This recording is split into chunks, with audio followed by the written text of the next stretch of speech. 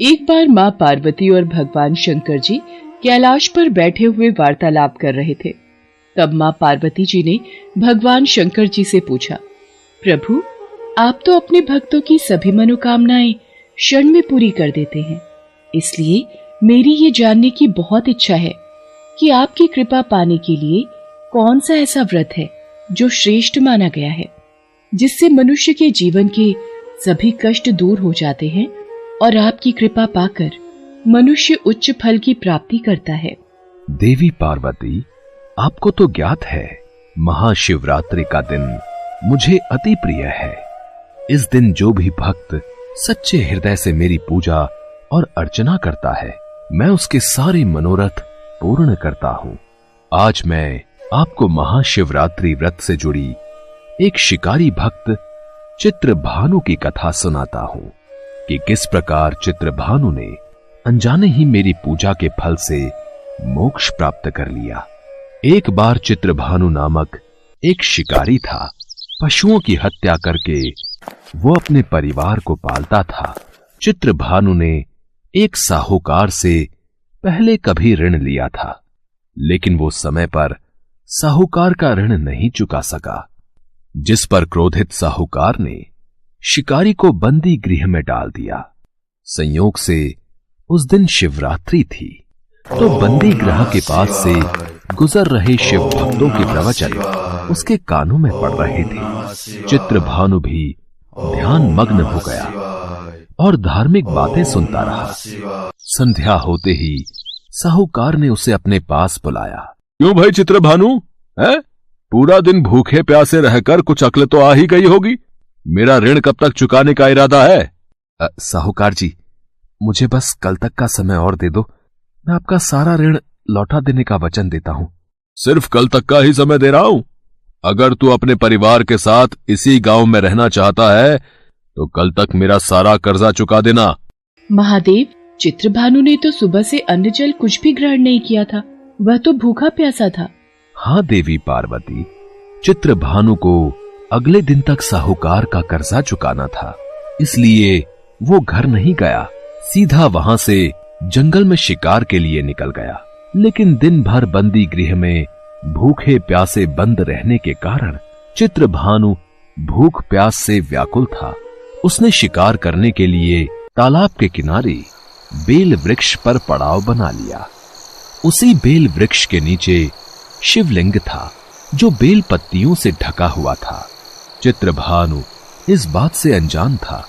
पड़ाव बनाते समय चित्रभानु ने बेल वृक्ष की जो टहनियां तोड़ी, उसकी बेल पत्तियां संयोग से वृक्ष के नीचे बने शिवलिंग पर गिरती रहीं। इस प्रकार दिन भर भूखे प्यासे रहने से चित्रभानु का व्रत भी हो गया और शिवलिंग पर बेल पत्र भी चढ़ गए। मैं जानती हूँ प्रभु, ये सब आपके ही द्वारा रचाई हुई लीला है। आप अपने भक्तों की सदैव परीक्षा लेते रहते हैं ताकि उन्हें उत्तम जीवन की प्राप्ति हो। भगवान भोलेनाथ माँ पार्वती के मुख से ये वाक्य सुनकर मुस्कुरा देते हैं और आगे की कथा कहते हैं। देवी पार्वती, मैं अब आगे की कथा कहता हूं। रात्रि का एक पहर बीत चुका था। चित्रभानु शिकार की तलाश में अभी तक उस बेल वृक्ष पर ही बैठा था। तभी एक गर्भिणी मृगी तालाब पर पानी पीने पहुंची। शिकारी चित्रभानु ने धनुष पर तीर चढ़ाकर ज्यों ही प्रत्यंचा खींची। रुको शिकारी रुको, मेरी हत्या न करो, मैं गर्भिणी हूँ। तुम एक साथ दो जीवों की हत्या करोगे जो ठीक नहीं है। मुझे कृपा करके अभी छोड़ दो, मुझे जाने दो। मैं वचन देती हूँ, मैं बच्चे को जन्म देकर शीघ्र ही तुम्हारे समक्ष आ जाऊंगी, तब तुम मुझे मार देना। पता नहीं इस गर्भिणी मृगी को मारने का मन ही नहीं कर रहा। इसकी बात पर विश्वास करके अभी इसे जाने देता हूं। कोई और शिकार आ जाएगा तो उसे मार दूंगा। कुछ ही देर बाद एक और मृगी उधर से निकली। चित्रभानु की प्रसन्नता का ठिकाना न रहा। मृगी के समीप आने पर उसने धनुष पर बाण चढ़ाया। तब उसे देख मृगी ने विनम्रता पूर्वक निवेदन किया, हे पार्थी, मैं अपने पति की खोज में भटक रही हूँ। मैं अपने पति से मिलकर शीघ्र ही तुम्हारे पास आऊंगी, फिर तुम मुझे मार देना। ये मुझे क्या हो रहा है? मेरे हाथ आए शिकार को मैं स्वयं ही छोड़ रहा हूं। मेरे हाथ बार बार धनुष पर प्रत्यंचा चढ़ाते हैं और बार बार ही हाथ छूट जाता है। रात्रि का अंतिम पहर बीत रहा था। तभी एक अन्य मृगी अपने बच्चों के साथ उधर से निकली। इस शिकार को मैं अपने हाथों से नहीं जाने दूंगा। समय गवाए बिना इस शिकार को अपना निशाना बना लेता हूं। हे पार्थी, मुझे जाने दो। मैं इन तीनों बच्चों को इनके पिता को सौंप कर लौट आऊंगी। सामने आए शिकार को छोड़ दूं? मैं ऐसा मूर्ख नहीं। इससे पहले मैं 2 बार अपना शिकार खो चुका हूं। मेरे बच्चे भूख प्यास से तड़प रहे होंगे। मैं तुम सबकी बातों में बहुत आ चुका। तुम सबने मुझे बहुत बना लिया। अब तुम्हें मेरा शिकार बनना ही होगा। जैसे तुम्हें अपने बच्चों की ममता सता रही है, ठीक वैसे ही मुझे भी अपने बच्चों की चिंता है। इसलिए मेरे छोटे छोटे बच्चों पर दया करो। मैं थोड़ी देर के लिए जीवन दान मांग रही हूँ। हे पार्थी, मेरा विश्वास करो। मैं इन्हें इनके पिता के पास छोड़कर तुरंत लौटने की प्रतिज्ञा करती हूँ। ठीक है, मैं तुम्हें तुम्हारे बच्चों के कारण छोड़ रहा हूं, पर इन्हें छोड़कर तुम्हें शीघ्र ही लौटना होगा। तत्पश्चात क्या हुआ प्रभु? क्या वे तीनों मृगियां वापस लौटी? देवी पार्वती, आगे की कथा यूं इस तरह से विपरीत होती है। जब शिकार के अभाव में बेल वृक्ष पर बैठा शिकारी चित्रभानु बेल पत्र तोड़ तोड़कर नीचे फेंकता जा रहा था, पौ फटने को हुई तो एक हृष्ट पुष्ट मृग उसी रास्ते पर आया। चित्रभानु ने सोच लिया था कि इसका शिकार वो अवश्य करेगा। शिकारी की तनी प्रत्यंचा देखकर वो मृग विनीत स्वर में बोला, हे पारधी भाई, यदि तुमने मुझसे पूर्व आने वाली 3 मृगियों तथा छोटे छोटे बच्चों को मार डाला है, तो मुझे भी मारने में विलंब ना करो, ताकि मुझे उनके वियोग में एक क्षण भी दुख न सहना पड़े। मैं उन मृगियों का पति हूं। यदि तुमने उन्हें जीवन दान दिया है, तो मुझे भी कुछ क्षण का जीवन देने की कृपा करो। मैं उनसे मिलकर तुम्हारे समक्ष उपस्थित हो जाऊंगा। मृग की बात सुनते ही चित्रभानु के सामने पूरी रात का घटना चक्र घूम गया। उसने सारी कथा मृग को सुना दी।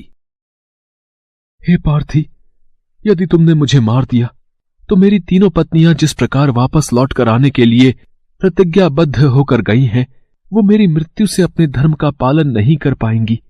अतः जैसे तुमने उन्हें विश्वास करके छोड़ा है, वैसे ही मुझे भी जाने दो।